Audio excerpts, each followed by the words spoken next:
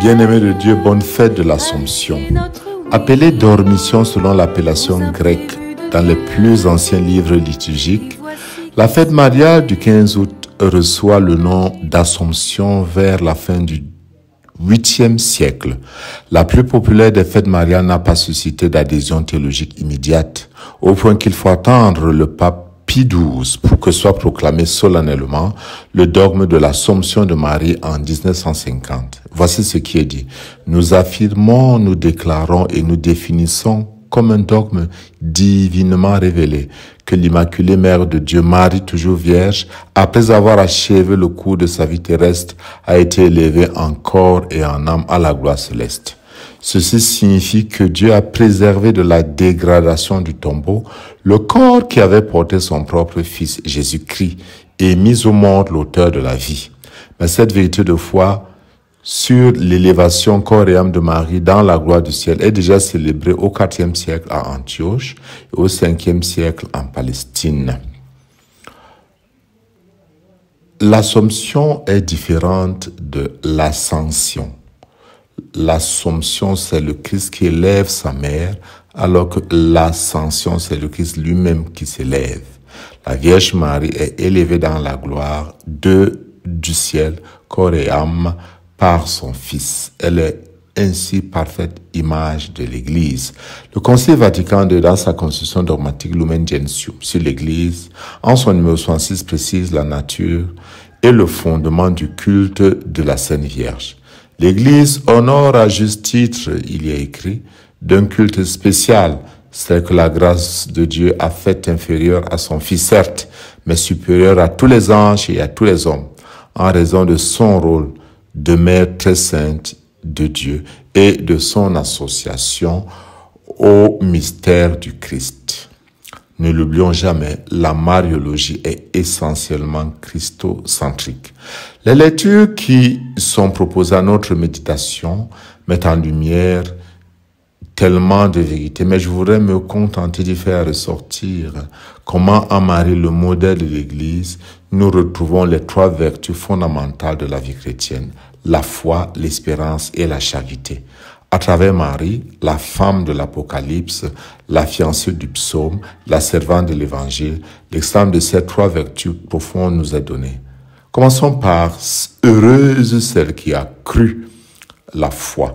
Dans l'Évangile, Élisabeth s'émerveille en s'adressant à Marie. « Heureuse celle qui a cru à l'accomplissement des paroles qui lui furent dites de la part du Seigneur. » Marie, sans tout comprendre, dit « Qu'il me soit fait selon ta parole ».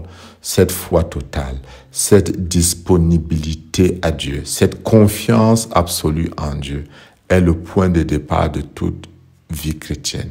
La foi est la vertu qui nous fait accepter la parole de Dieu, même quand la route semble difficile. Paul nous rappelle que la résurrection du Christ est la fondation de notre foi. De même, dit-il, que tous meurent en Adam, de même tous revivront dans le Christ. La foi nous renouvelle et nous réconcilie avec la vie et la mort. Marie est notre exemple. Elle a cru sans voir. Elle a confié toute sa vie au projet de Dieu, même au prix de la douleur, des incompréhensions et des épreuves. Son oui inaugure le salut pour le monde. Mais en Marie, nous découvrons aussi la confiance dans l'accomplissement des promesses divines. L'Apocalypse présente sous le symbole d'une femme revêtue de soleil, enceinte affrontant le dragon. Ce combat dramatique entre les forces du mal est celle de l'Église, est celle de Marie. L'épreuve, la persécution, les douleurs de l'enfantement d'un monde nouveau. Mais la victoire est certaine. L'espérance de Marie est celle qui sait que Dieu tient ses promesses. Comme au temps de l'Exode, Dieu conduit son peuple à travers le désert et lui prépare une place. L'arche de l'alliance vue dans l'Apocalypse réapparaît dans le ciel. C'est le signe que l'alliance divine est scellée, éternelle et victorieuse, que Dieu est présent dans son peuple.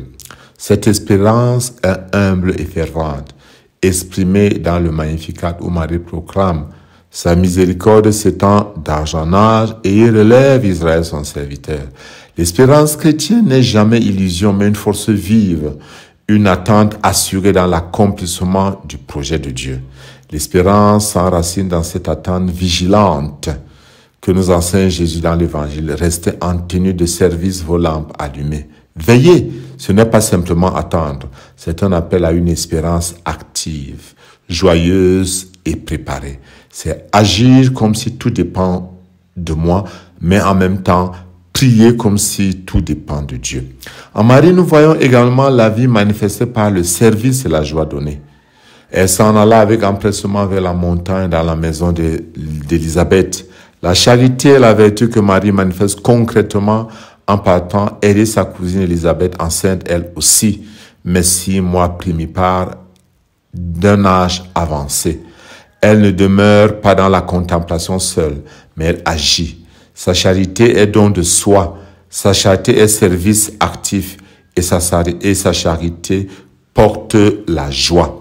La charité, c'est donc aussi apporter la joie aux autres, comme Jean-Baptiste qui tressaille d'allégresse dans le sein d'Élisabeth au contact de Marie. La foi et l'espérance se manifestent dans la charité concrète. Quand nous donnons de la vie, quand nous apportons de la joie, quand nous tendons la main, quand nous transformons l'autre, quand nous permettons que l'autre s'épanouisse et se réalise. Marie nous enseigne donc que la charité n'est pas un sentiment vague, mais un engagement concret de soutien à ceux qui souffrent, un chemin de paix, de consolation et de joie partagée. Frères et sœurs, en contemplant Marie élevée au ciel, soyons appelés à cultiver en nous ces 3 vertus théologales dans notre vie. D'abord et avant toute autre chose, la foi qui nous fait dire qu'il me soit fait selon ta parole, mais également l'espérance qui nous fait traverser les épreuves, sûr que Dieu accomplit toujours ses promesses. Et dans notre pays, le Cameroun, nous avons exactement besoin de la foi active, de la charité qui nous donne de comprendre que Dieu n'abandonne pas le Cameroun, qu'il est là. Mais également la charité qui nous pousse à porter la joie, à servir concrètement nos frères dans le besoin, à réaliser chacun sa mission selon le charisme, selon la charge, selon le devoir. En réalité, foi, espérance et charité s'accomplissent dans des choses simples telles que le devoir d'État. Bien accomplir son devoir, savoir que je dois donner ma vie pour que l'autre vive. Comme Marie, soyons donc de fidèles serviteurs de Dieu et porteurs d'une espérance vivant dans ce monde souvent marqué par la peur et la souffrance.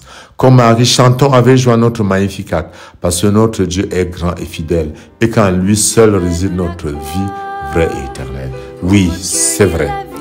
En Dieu et Dieu seul réside notre vraie vie, notre vie éternelle. Pour le Cameroun, plus que par le passé, nous avons la certitude que en Dieu et Dieu seul réside notre vie vraie et éternelle.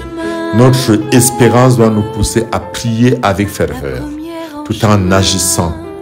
Car le livre de l'Apocalypse dit, maintenant voici le salut, la puissance et le règne de notre Dieu. Gloire à Dieu pour toujours et qu'il vous bénisse au nom du Père et du Fils et du Saint-Esprit.